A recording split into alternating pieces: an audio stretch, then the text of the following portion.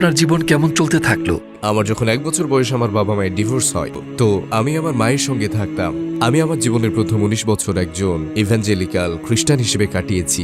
এরপরে যা ঘটলো, আমি জীবনকে উদ্দেশ্যহীনভাবে কাটাতে লাগলাম। আমি ঈশ্বরকে বিশ্বাস করতাম, কিন্তু তৃত্ববাদ, খ্রিস্ট ধর্ম বা যিশুকে ঈশ্বর বা ঈশ্বরের পুত্র বলে না মেনে। আর আমি ভেসে বেড়াচ্ছিলাম, আর আমি কিছু খারাপ মানুষদের সঙ্গে মিশে গিয়েছিলাম। আমি ঘুরে বেড়াতাম অপরাধীদের সঙ্গে, পাশবিক মানুষদের সঙ্গে, আর আমি নিজে পশুতে পরিণত হয়েছিলাম। আমি কিছুই পরোয়া করতাম না। আমি জীবনে কিছু একটা চাচ্ছিলাম যা শূন্যতা পূরণ করবে। আমার কোনো নৈতিক নির্দেশনা ছিল না, কারণ কোনো ধর্মই, বিশেষ করে খ্রিস্ট ধর্ম, নিজেকে প্রমাণ করতে পারেনি। আমি শুধু এটাকে আঁকড়ে ধরেছিলাম। আপনি এটাকে বলতে পারেন একেশ্বরবাদ। কোনো দিক নির্দেশনা বা এমন কিছু ছাড়াই আমি এভাবে বেঁচেছিলাম। তো আমি এই লোকগুলোর সঙ্গে মিশেছিলাম যখন আমার বয়স 19 ছিল। এক রাতে আমরা এমন কিছু করছিলাম যেটা আমাদের করা উচিত ছিল না।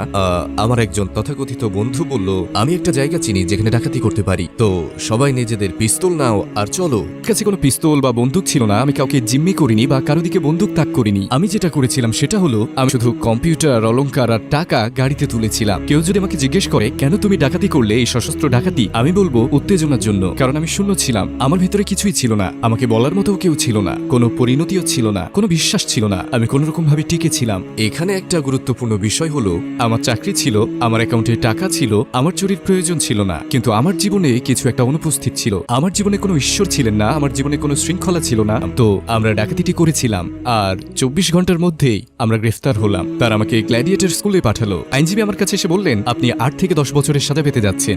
আপনি এটা কি বলছেন?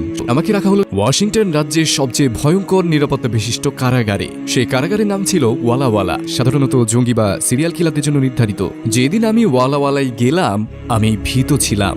আমার বয়স ছিল 19 বছর। জীবনে কখনো কারাগারে যাইনি। কারাগারের নিয়মকানুন সম্পর্কে কিছুই জানতাম না। পুরো হারিয়ে গেলাম। কারাগারের প্রথম দিনেই হোয়াইট আরিয়ান ব্রাদারহুড আর তার সঙ্গে আরো 3 জন, এটা একটা জেল গ্যাং, আমার কাছে এলো আর বলল, তোমাকে দেখে তো সাদা মনে হচ্ছে, তুমি কি শ্বেতাঙ্গ? আর আমি বললাম, আমার খুব বেশি শ্বেতাঙ্গ বন্ধু ছিল না। আমার বেশিরভাগ বন্ধুই ছিল ফিলিপিনো, কৃষ্ণাঙ্গ বা হিস্পানিক। প্রশ্নটা আমার কাছে অদ্ভুত লেগেছিল, তবু বললাম, হ্যাঁ, আমি পুরো শ্বেতাঙ্গ। সে বলল, ঠিক আছে। আমার কম্বল, তোয়ালে সবকিছু নিয়ে গেল আমার সেলের দিকে। আর তারা হাঁটার সময় সবাইকে জানিয়ে দিল, এই ছেলেটি আমাদের সাথে, নতুন শ্বেতাঙ্গ বন্দী এসেছে। বলতে লাগলো, এই ছেলেটি আমাদের সাথে, ঠিক আছে, অন্যদের জানানোর জন্য। তো আমি এভাবেই মাসের পর মাস কাটিয়ে দিলাম।